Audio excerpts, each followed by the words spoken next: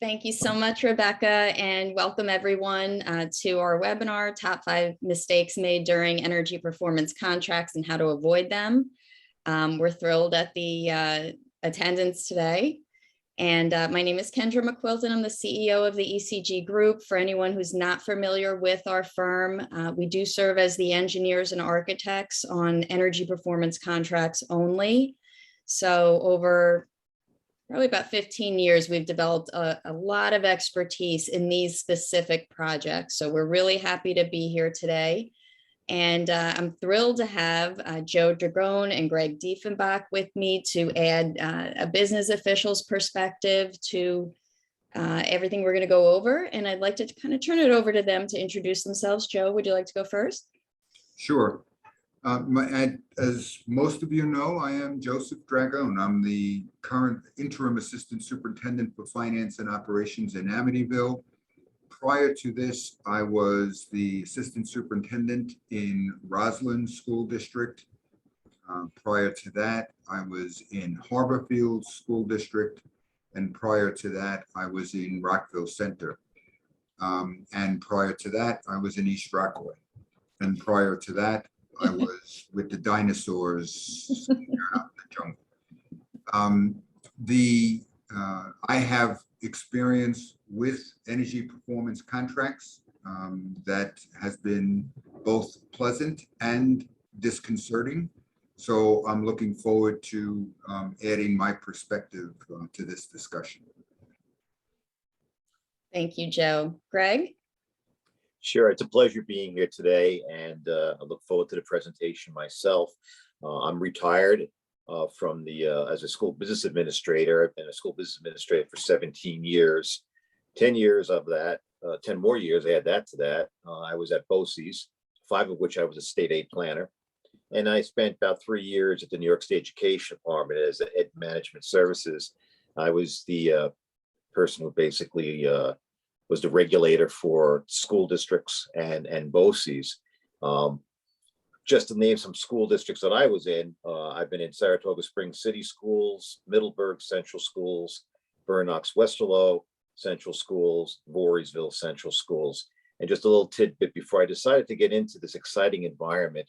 I'm an international investment banker from Wall Street. So I don't know if I went from what they say, the kettle to the fire to the kettle, but it's been an enjoyable run, and I love being a school business administrator. So thank you very much for allowing me to be here today.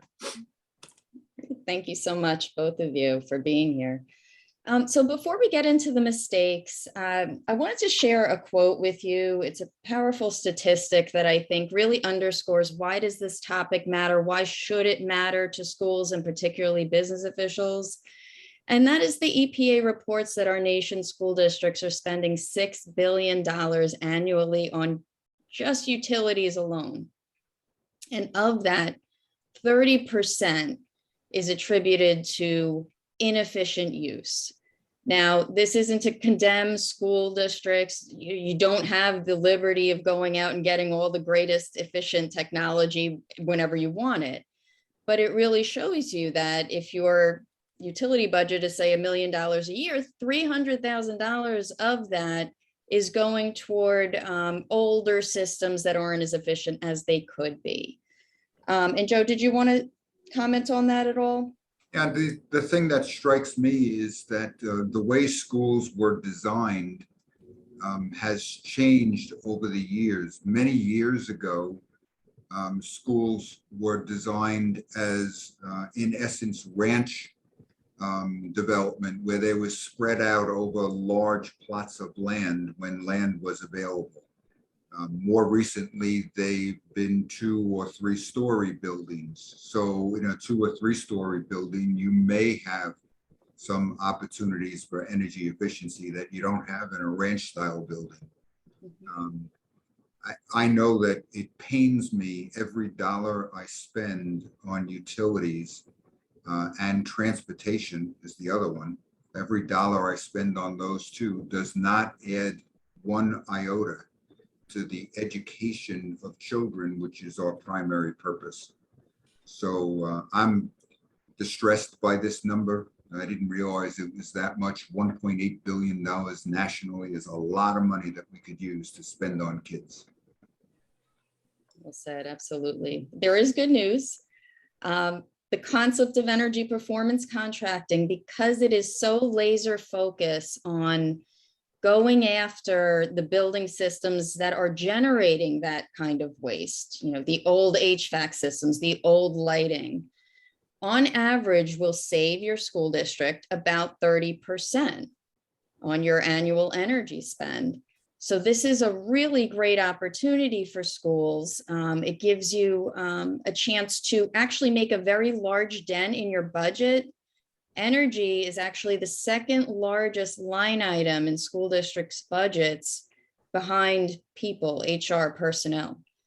And it's actually one that you have some amount of control over. You have some options here, and performance contracting, I think, is one that is very easy to implement if you've got the support. And Joe, did you want to comment on that before I move on? Only that it seems obvious that 30% on average means that there are some people who are getting more than 30% savings.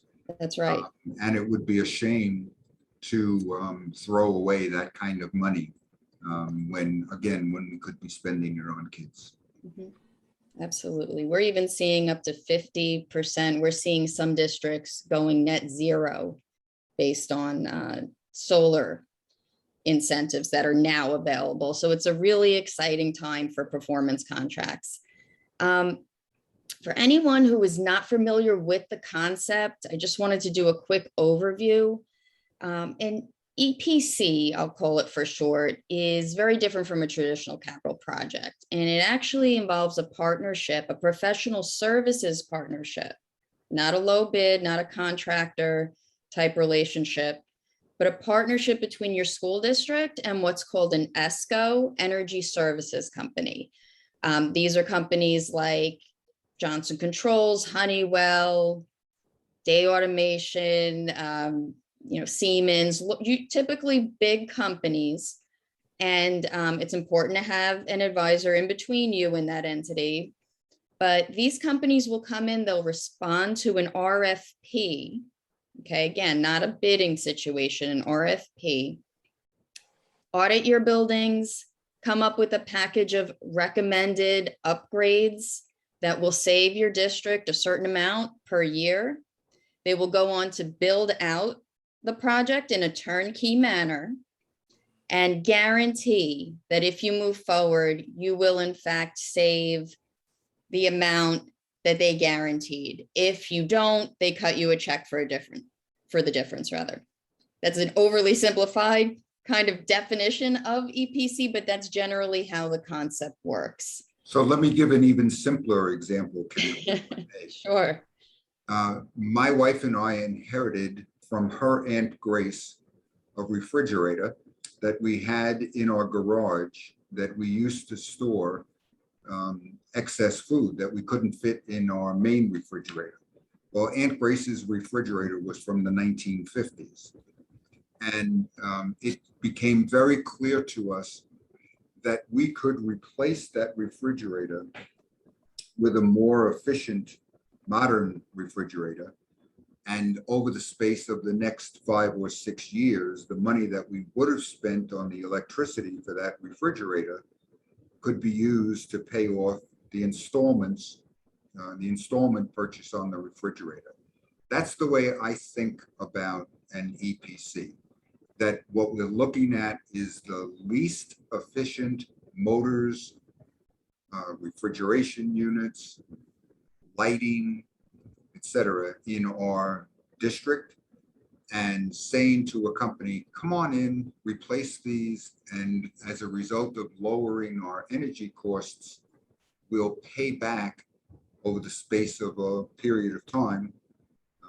And when that period of time is over, all of the savings continue to accrue to our benefit. It's kind of like, when people say there's no free lunch, well, there kind of is. The EPC is kind of a free lunch funded by an ESCO, funded by the state with aid, etc. That's exactly right. Thank you, Joe. It is important to know, however, that it's a simple concept when you break it down, but there are many complexities to projects like this. And I think I definitely want Joe to kind of go through these as a business official, but the most important one is that the funding source, the entire funding source, the entire financial foundation for this project is the quality and accuracy of energy savings calculations that are done by the ESCO. Okay, they determine based on their calculations how much of a funding source you have, how much work you can do. Okay, and so if those are not sound, if those are overinflated or misstated, or, if they made a mistake and nobody catches it, anything could happen if nobody's really scrutinizing those. And there's a problem, you will see an issue with your funding source. You may not know it right away, but when you start making your payments back to the bank and the savings aren't there that you're expecting, that's when these projects tend to sort of, give a bad impression to those involved, when really it comes down to simple oversight like any project in your district. Joe? Yeah, and there's two different types of savings, and I'm sure we're going to get into this a little bit later, but there's the current cost savings, that is reduced utility bills, and cost avoidance savings, that is reduced costs of maintenance or on the new equipment. So you have to be careful to make sure that as a business official, that you're not being sold a bill of goods by an ESCO who says to you, and this would be great, I'll replace Aunt Grace's refrigerator. And by the way, instead of you're spending hours defrosting the refrigerator, I value that time at $100 an hour, and that's the savings. You're going to get $300 worth of savings every month because you're not going to have to defrost the refrigerator. Well, forgive me, but that's not real savings. That's something you got to think through carefully. So I agree with Kendra. We really need to look carefully at the proposal from the ESCO to make sure that there really is savings there. Some of it is apparent to you. If you have a motor that's operating at 50% efficiency and drawing 100 kilowatts of energy, and you could replace that with a motor that's running at 75% efficiency and therefore reduce it to 50 kilowatts because you're increasing its efficiency by 50%, well, clearly you're going to be saving 25 kilowatts an hour. So that's a simple calculation. And those are the kinds of savings that you really should be looking at carefully.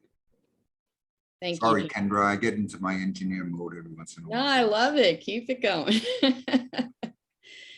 So really that's the big one, is that, you got to be very careful about, the quality of your financial foundation. And then just on top of that, there's no bidding, there's no Wixlaw, there's no change orders.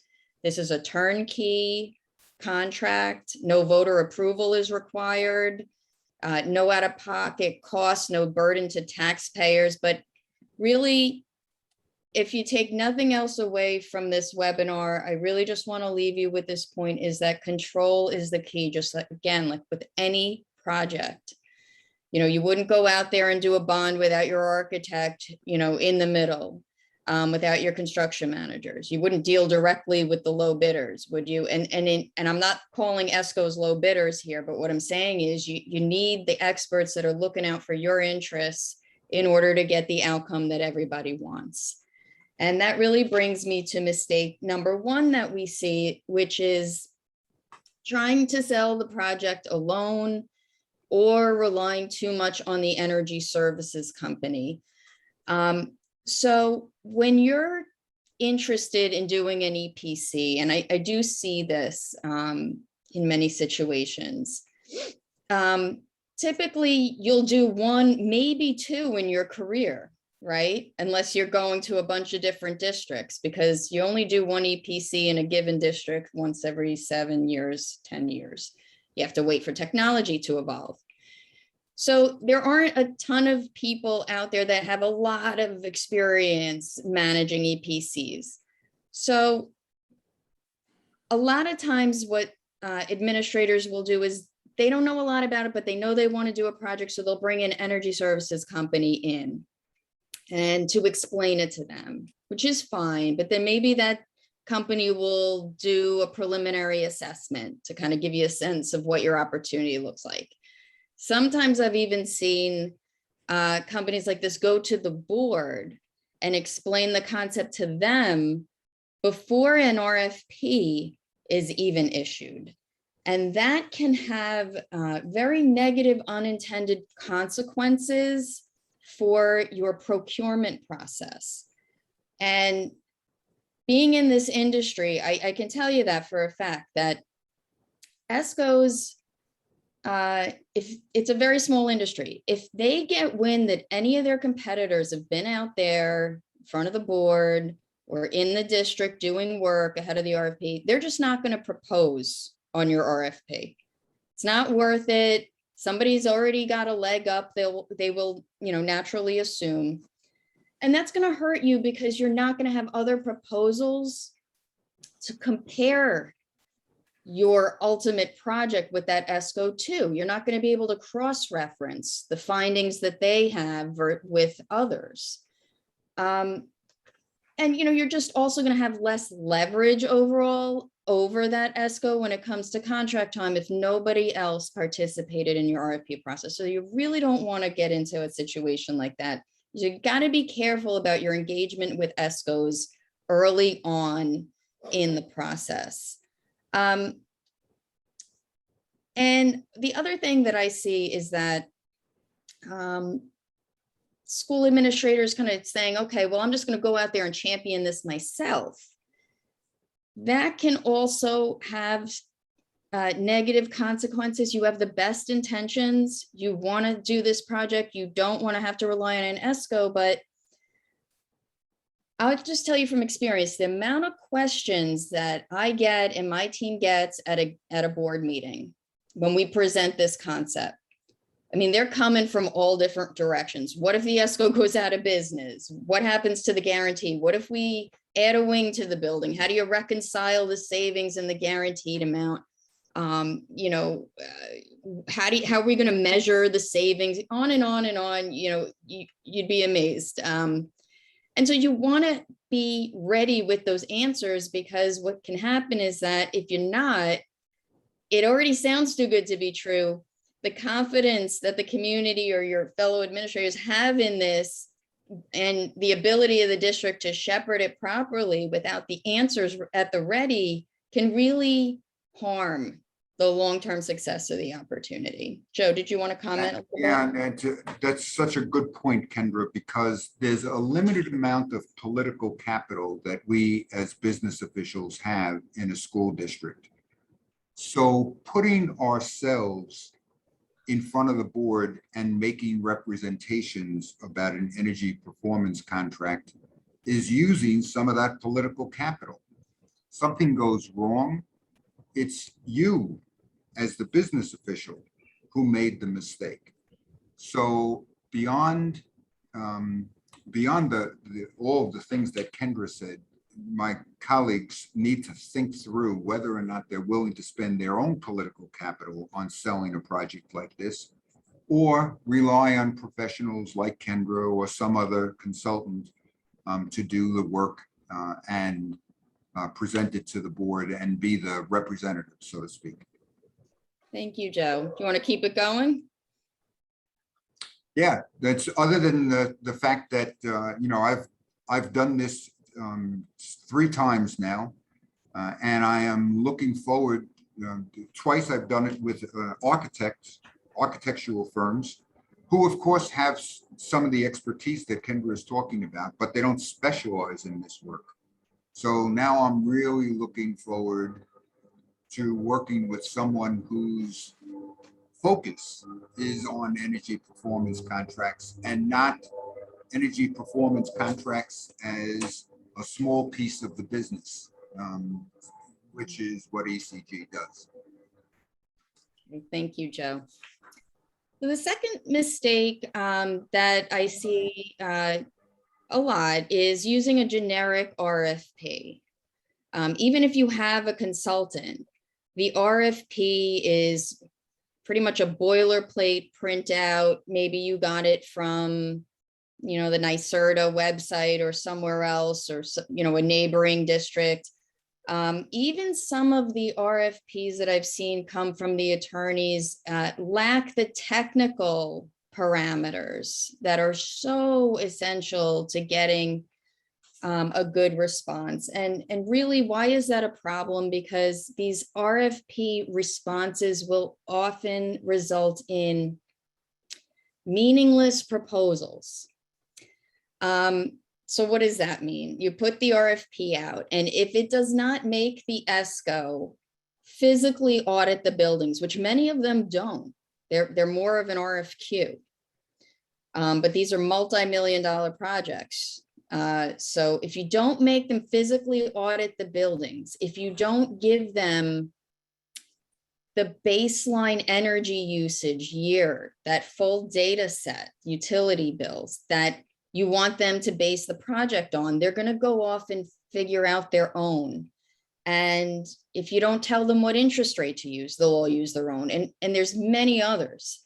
And what you have is you've got proposals that are probably this thick that come back that are really like apples, oranges, and bananas. And they're absolutely impossible to compare to each other to see which company is giving us the best value here, which is the overall best package. This one came up with the most energy savings, but this one used, but they used a different interest rate than this one, and which one is more accurate. And then this one used, different starting point for energy, and it's just impossible.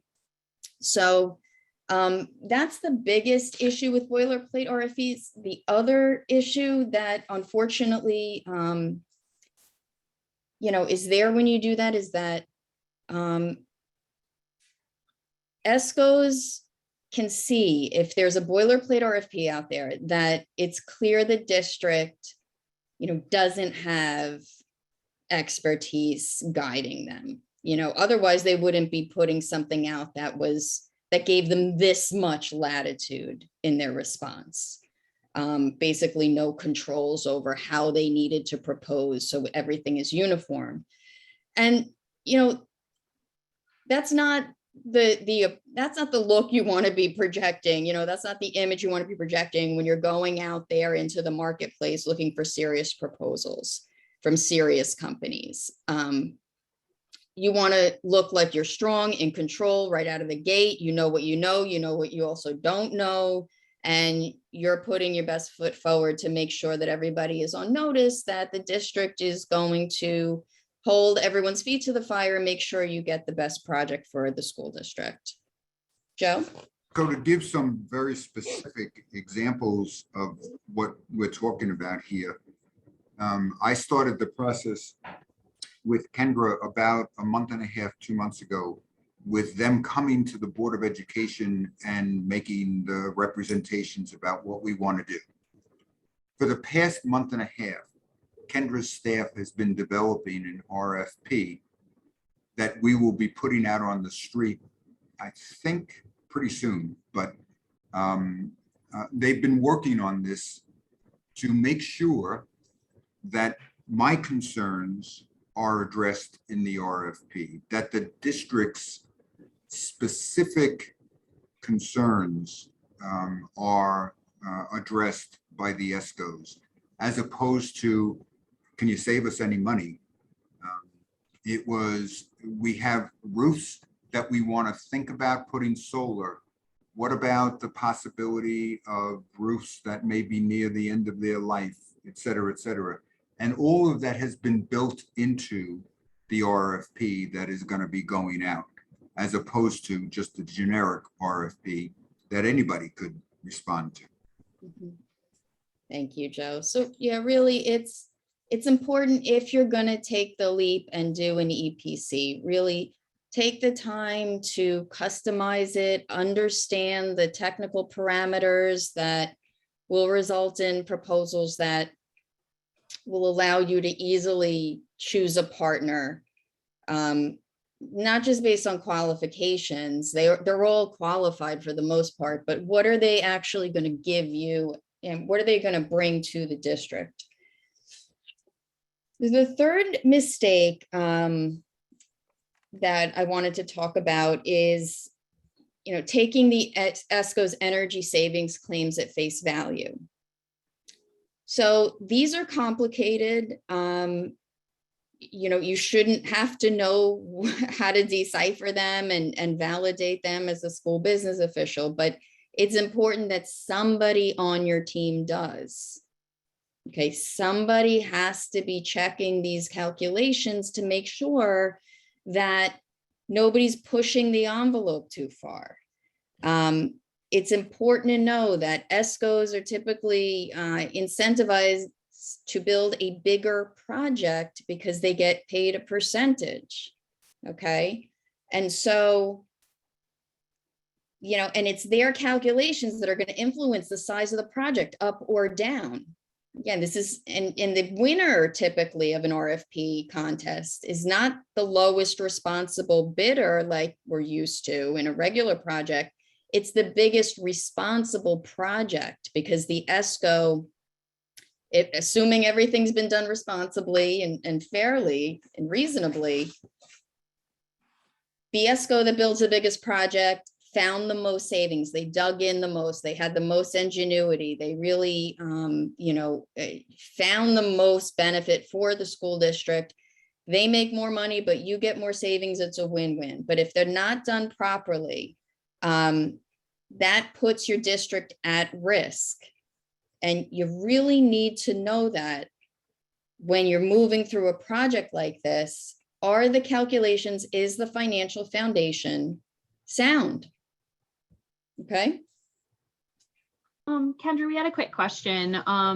Actually, a couple questions, as I just didn't want to interrupt that much. They said, does this include stipulating a differentiation between a shared savings contract or guaranteed energy savings contract, for example? Okay, the contracts that I'm talking about are not shared savings. These are all just guaranteed energy savings contracts. There is a way to enter into a contract with an ESCO and do like a shared savings, but those are not projects that we get involved with. If that answers your question. Thank you. And we have another one. They ask, how does state aid factor into this? And does it need prior approval by SED, facilities planning? Okay, great question. You will receive building aid on the project, just like you normally would. If you go out and do a bond, the difference is you have a choice on whether or not you want to get voter approval for this project. Okay, if you choose not to get voter approval, if your normal aid is 70%, you're going to get 60% if you don't get voter approval. If you do get voter approval, you'll get the full 70. Anything that you wanted to add there, Joe? Oh, you're on mute, Joe. Yeah, Mm. they're cutting grass right outside my window. Of I wish course. they were doing it with a more sound efficient machine. That makes a big difference to some districts.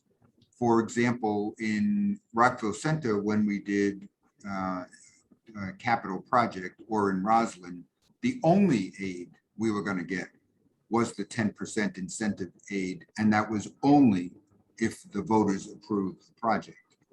So from 0 to 10% is a big difference. From 50 to 60%, it's still a big difference, but it's not quite as impactful, I guess you could say, because the savings is calculated not including the aid. So the project must demonstrate that it's going to collect, it's going to save the amount of money that you're spending on utilities, and that's what's going to go to fund the project. It's not the savings plus the aid. The aid has to be a separate calculation. That's right. Thank you, Joe. Real quick on the aid. Aid can only be used for interest on your borrowing in an EPC.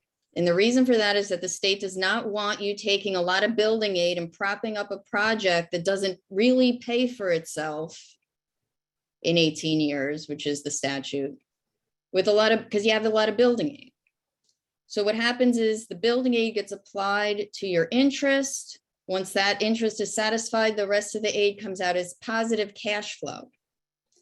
A lot of districts are getting hung up on the 10%, more than ever in my experience. Oftentimes, I think we've voted, maybe I could count on one hand the number of projects we voted. Not that we're against voting projects, but when you look at the cost of delaying the energy savings, sometimes significant monthly energy savings to wait for a May vote, and you look at that 10% number and you amortize it over 15 years, you really have to, it's not as simple as, oh, well, you get the extra 10%, so let's vote it. We will walk you through a cost benefit analysis to waiting, because there is a cost to time. Okay. So really make sure you're protecting yourself and the district by just whoever it is that understands savings calculations. You need a second set of eyes that knows what they're looking at on those. And just because it's guaranteed does not mean you're safe. And that brings me to the fourth mistake, which is inadvertently forfeiting your guarantee. So believe it or not, this happens and you can do it. And you may be thinking, how's this possible? There's a guarantee. They say we're going to save $250,000 a year. They have to cut me a check, right? Well, it really doesn't work that way when you dig into it. A couple of years ago, we had a school district call us in. We hadn't worked with them on their EPC, but they're looking at their first year actuals savings report. And they're saying, how is this possible? The ESCO said they were going to save us $253,000, some very specific number a year. And here's this actual savings report that said we saved that exact same number to the penny. Like, impossible. Absolutely impossible. How could that possibly happen? But it can happen, and it does happen, because what happened here is the district inadvertently forfeited their right to what I call a meaningful guarantee. A meaningful guarantee. By not understanding the technical aspects of the contract and how the savings were going to be measured.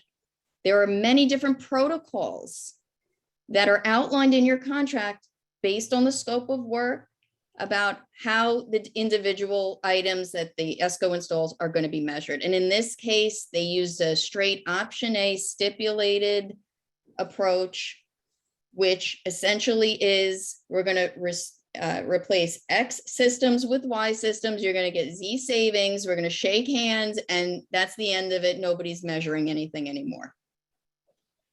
And they didn't even, nobody caught it, because again, the technical complexities when you really start getting into these projects are there.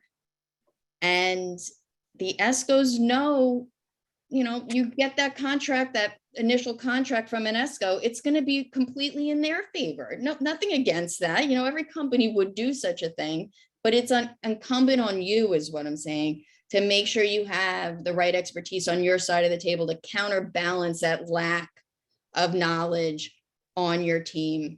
So the term, Could I yeah, go add ahead, to that Joe. a little bit?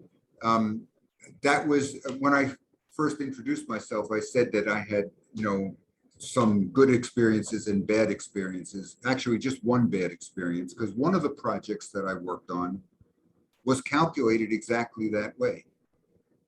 The motors that we're going to be installing are more efficient, and therefore multiplying the efficiency increase in those motors by the rate at which you're paying for electricity is the guarantee.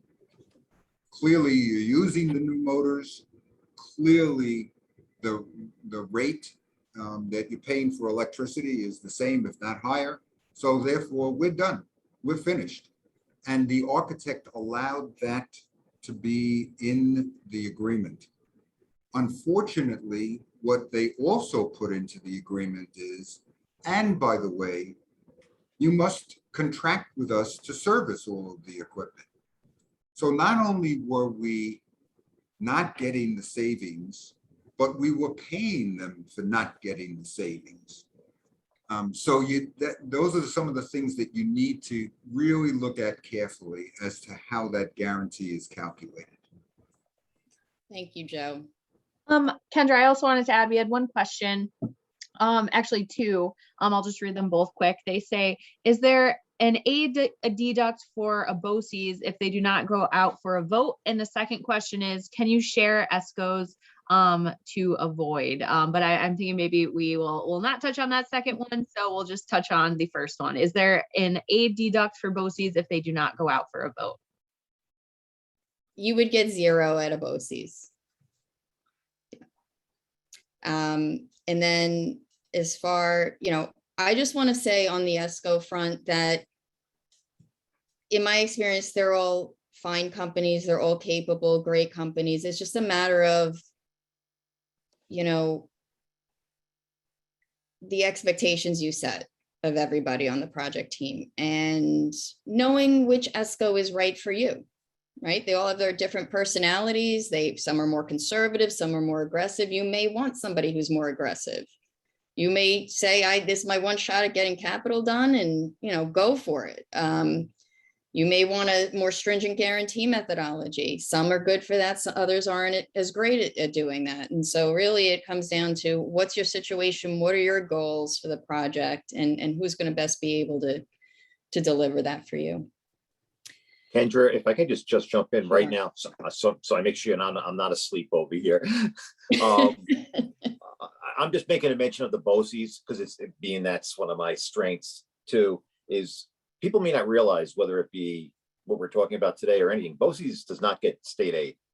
We get no state aid, be it a building contract or whatever. State aid, BOCES simply survive on one thing, and that's revenue generated by services sold. So when you're talking about a BOCES, never think state aid because we don't get any. That's it. Thank you, Greg. That's great. Thank you. We had one clarifying question. They asked, you get 0 if you do not go out for a vote, or BOCES did not get aid regardless. And they say we get the capital aid on the debt. However, that is what I was referring to. So BOCES, we typically don't get involved with. I don't know if you can answer this better, Greg. So because I know they have different procedures. Yep. If BOCES voted their EPC, right, they get the 10%. So BOCES itself, again, goes back to the comment I made about 0 aid. A BOCES, I'm hoping I'm getting this right. If a BOCES wants to provide a capital project to their own selves, and they have 23 components, all 23 components have to pass the bond issue, if you will, for the BOCES.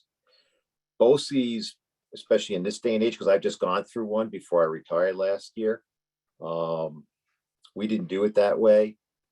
We were able to do some savings and some, if you will, grants to get the project done. So I don't know if I'm really answering the question, but BOCES kind of steer away from the building projects, although they actually need a lot of work. So I may have been not clear, but I think, thank you, Greg. I think the answer is you're not going to get the aid because it's really a deduction of 10% off of what you would normally get.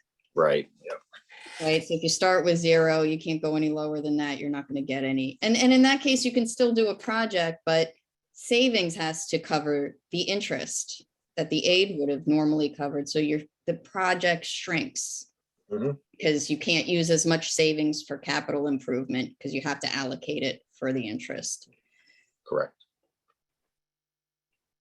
Okay, so last but not least, I see that, in EPCs that, just again, from my experience, the lion's share of the work that we do in representing and defending school districts is done way at the beginning, like Joe said, independently validating whether there's an opportunity here, running our own calculations, writing the RFP, reviewing the proposals, and so forth. And by the time we get to the SED design and approval process, that is the smallest and easiest part, quite frankly.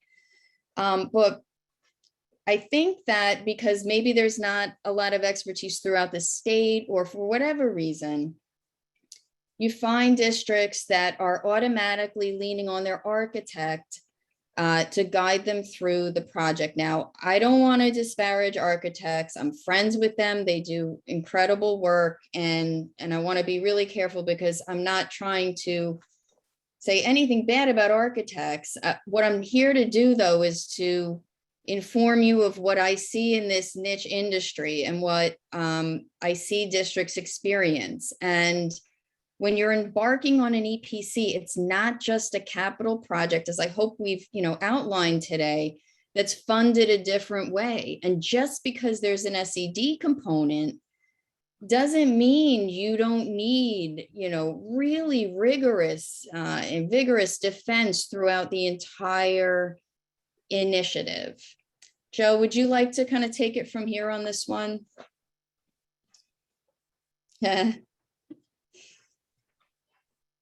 Didn't know I'm already in the ground. My tombstone says I'm muted. I agree with you, Kendra, that I've worked with some great architects and they do wonderful work.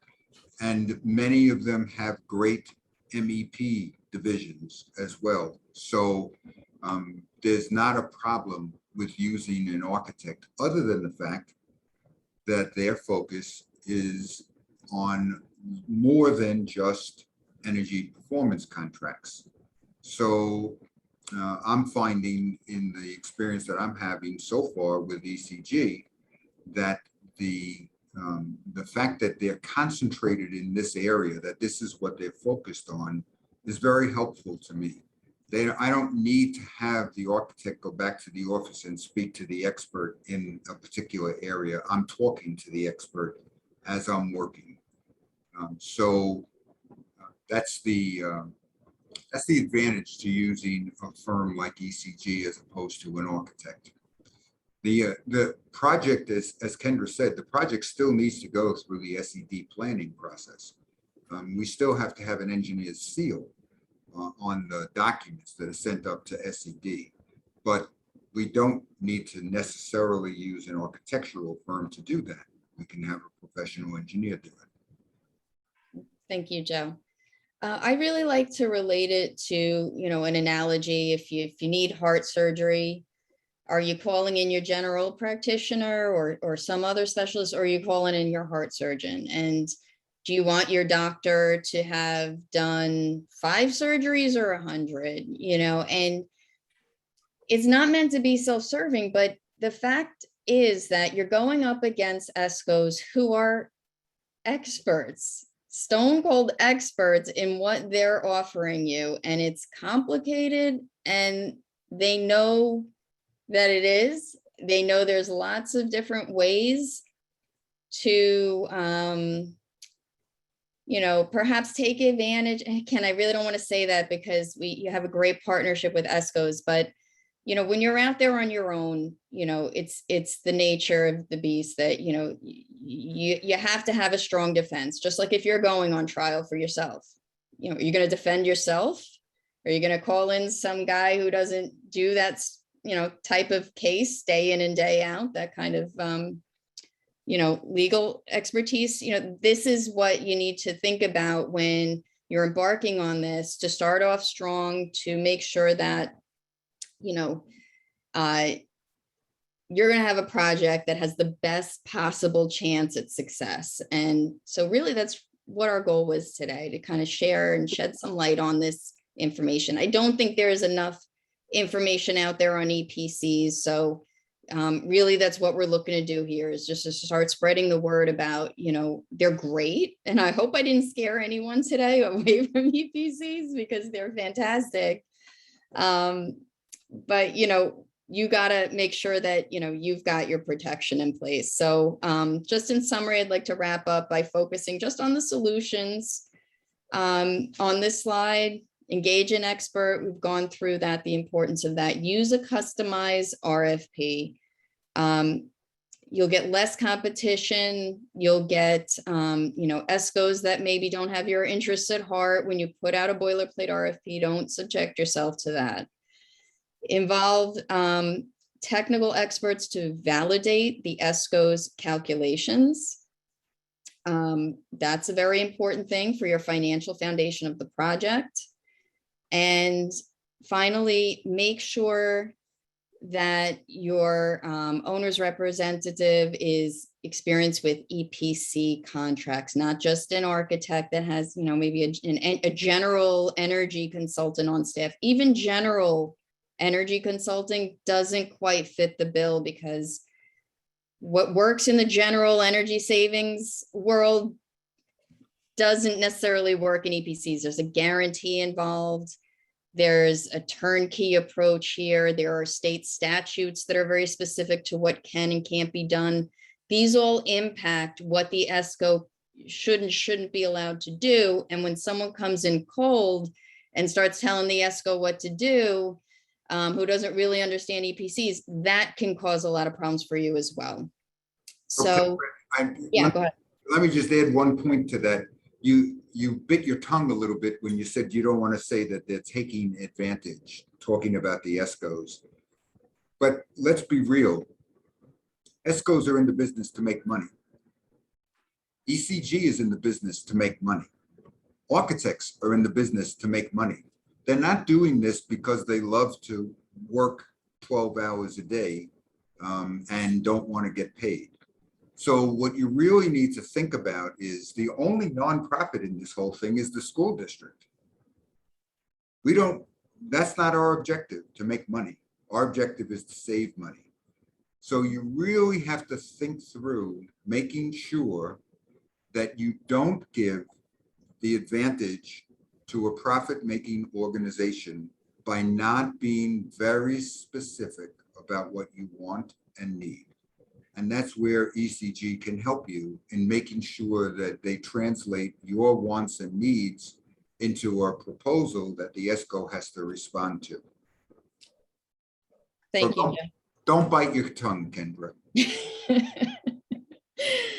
Thank you, Joe. I appreciate that. And so really, in summary, I urge you, as business officials, with ventilation being more of a concern than ever, and just savings and just the environment and sustainability being all things that can be tackled by performance contracts.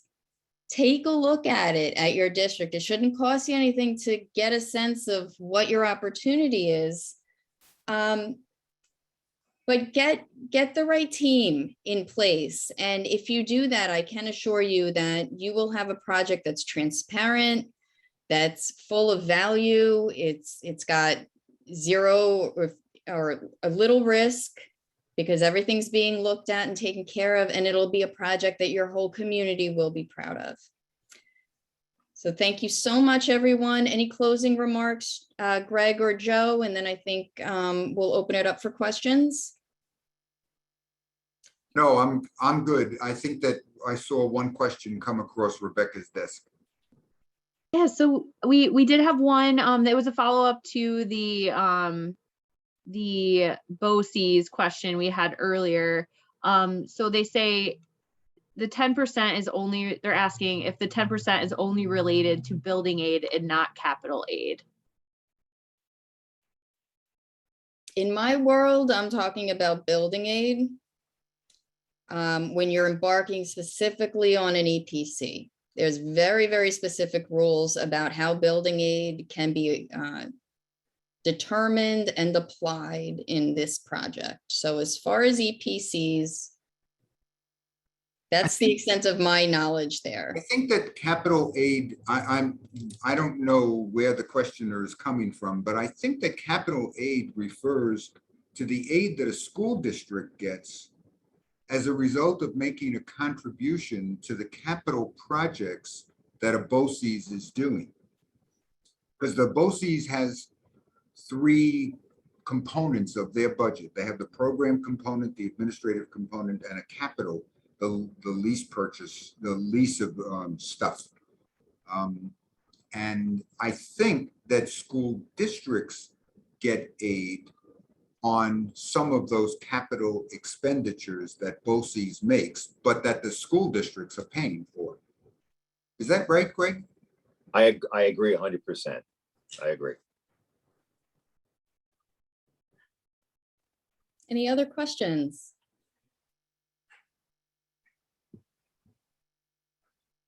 Someone else asked about the process of when they are thinking about looking at an EPC. Should they get some preliminary information from a potential EPC to see if there's a potential for a project? I guess they're just wondering what their process should be, from start to finish, and whichever direction they choose to go in. Sure, great question. Ideally, you'll have your independent third-party advisor, your trusted advisor there first. And that entity should be able to look at your bills, look at your energy consumption, look at your square footage, and come up with a reasonable estimate of what size EPC could your district be looking at? Is it 10 million? Is it 2 million? Is there no opportunity here? Because perhaps maybe you've already done all the LED lighting. There's other factors that go into making that assessment. But I would recommend that's your first step, because that way, if it does turn out to be a great opportunity, and the next step would be to have that specific detailed technical RFP written. None of the ESCOs have been involved yet, so they'll all be looking and seeing, okay, wow, this is an independent company running this RFP. We all have a fair shot here. It's about who delivers the best proposal for the district. And you'll get a lot of proposals, and then the process will just flow from there. I would add, since we're in the middle of it now, one of the tremendously attractive parts of this process to us here in Amityville was that should we go through this process and do an energy audit and decide, nope, there's not enough savings here for us to do this, we don't pay a penny, not a penny to anybody. So through the energy audit process, which is done by the ESCOs themselves, you can, at that point, you could say, nope, sorry, it's not worth my time. I'm not going to do it. And you won't have laid a penny out of pocket. Mm-hmm. Now, Kendra doesn't like that because her firm has done a lot of work. The ESCOs don't like it because they've invested a lot of time. But that's the reality. If this process extends beyond June 30th and a new board comes on board, and they say, what the hell are you doing here? I don't want to do this stuff. You can say, okay, we're over and we don't owe anybody a penny. Is that fair to say, Kendra? It is. Now that's when you follow a certain path. If sometimes you go and align with one ESCO and they go do a detailed audit, they'll expect a fee if you're not moving forward. So there are different paths you can take. You would say when an architect does a preliminary scope of work, he and you agree, okay, if we don't go to the voters with this project, you owe us only time and materials, $50,000, because we were in the process of designing a $40 million project and you've decided not to go ahead. You just owe us $50,000. That's not even the case here. Here, if you don't go all the way through, you don't owe anybody anything. So, That's correct. and again, I know that that's not what Kendra wants or the ESCOs want, but that's the reality. And that's a selling point for the Board of Education. Mhm. The bottom line is Kendra and her company have to come forward with proposals from ESCOs that are really going to be demonstrably improving our facilities and pay for themselves. Why not put it on them to do that? That's right, Joe. And it really brings up a broader point about performance contracts. In a performance contract, all of the risk in the project is supposed to be shifted away from the district and onto the ESCO. There's a guarantee. They have to deliver the project turnkey. It's a fixed cost, endeavor. They can't come back for you at you for change orders and things like that unless you request them yourself. And so when it comes to risk, it's really the way to go as far as if it's handled properly. And that's also why we don't get paid until or unless you sign a contract, because that's the essence of performance contracts in our view. They're great. It's a beautiful option. And, if the project isn't going to work, you shouldn't have to be out of pocket for taking that chance. Any other questions? We had someone ask, is there a minimum project target? Sure. For us, we don't recommend moving forward if your district is spending, say, less than $300,000 a year in energy, because you're going to have a very, very small opportunity that may or may not grab the interest of ESCOs who may be busy, depending on what's going on in the marketplace at that time when you issue your RFP, may be busy with more exciting opportunities that are also out there at that time. So that's it's something to look at. You would want to get more of a detailed review before I would recommend putting an RFP out if that's your situation, because we don't ever want to see anyone spin their wheels or get their hopes up that, oh, we're going to get these proposals and then nobody responds. You always want to go into the RFP with your eyes open. So not to say it can't be done, because we've done that before, but that's a general rule of thumb for your energy spend. Kendra, the question was asked whether or not energy means just electricity, or does it mean electricity, fuel oil, etc.? Okay, yes, it means everything. We're talking oil, gas, electric, and even propane. So everything is kind of factored in together. We figure out what your BTUs per square foot is, which is basically a calculation to kind of bundle all of those things together, see how intense each building is energy wise. And then of course, the more you're consuming per square foot, the less efficient that building, the greater the savings opportunity is. And that's how we kind of go across your building portfolio and kind of see, okay, what could we do here? We had one last question. They're saying they don't need it for lighting, but they do need to replace a boiler. So I'm not certain what their question is, but you might have more of an idea of where they're heading there. Sure. With a performance contract, you need a blend of two different types of measures, I'll call them. We have quick payback measures, things like lighting. They pay for themselves in 18 years or less. Okay, they're casting off excess savings once they pay for themselves. That are then used, those excess savings are then used to fund the slow payback measures, things like boilers or roofs or windows, which are able to be included if you have enough of those quick ones to offset the cost of those.